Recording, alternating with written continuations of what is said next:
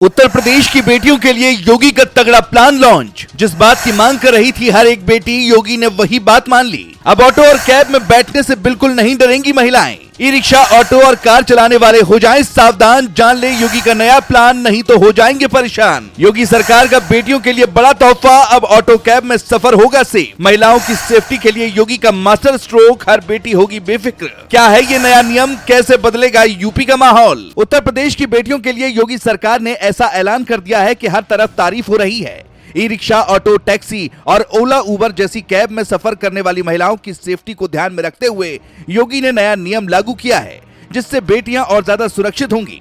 ये वो मांग थी जो यूपी की हर बेटी कर रही थी और योगी ने उसे मान लिया।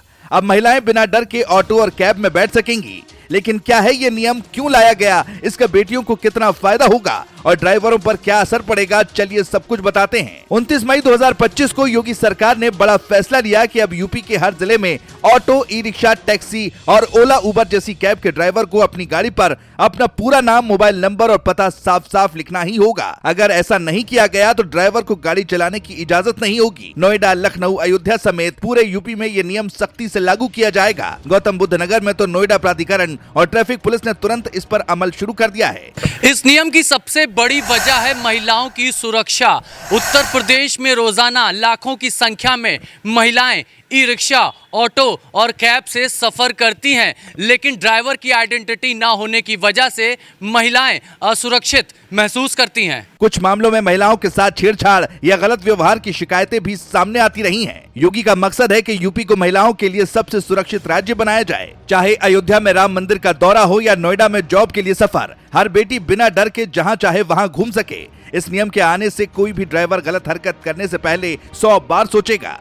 अब जानते हैं कि इससे बेटियों को कितना फायदा होगा। जब हर गाड़ी पर ड्राइवर का नाम और नंबर लिखा होगा तो महिलाएं उसे नोट कर सकेंगी। अगर कोई दिक्कत हुई तो तुरंत शिकायत दर्ज कर सकती हैं। इससे ड्राइवरों में डर रहेगा और गलत हरकत करने से बचेंगे।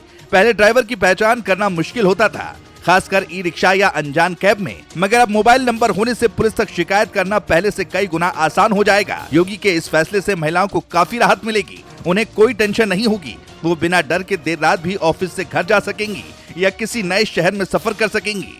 योगी का ये नियम महज एक कानून नहीं है, बल्कि उत्तर प्रदेश को सेफ और स्मार्ट बनाने के लिए एक मास्टर स्ट्रोक है। इस नियम से उत्तर प्रदेश के बिजनेस को भी बढ़ावा मिलेगा। साथ ही ये नियम योगी की उस छवि को और मजबूत करता है जिसमें वो सख्त और जनता के हित में फैसले लेने वाले नेता के तौर पर जाने जाते हैं।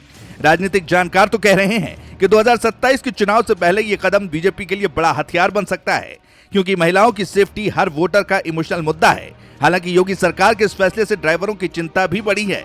कुछ ड्राइवरों का कहना है कि उनका नंबर सार्वजनिक होने से प्राइवेसी को खतरा हो सकता है, लेकिन पुलिस ने साफ किया कि ये नियम उनकी जवाबदेही बढ़ाने के लिए है। जो ड्राइवर नियम तोड़ेंगे उनके खिलाफ सख्त कार्रवाई होगी, जैसे गाड़ी जब्त करना या लाइसेंस रद्द करना।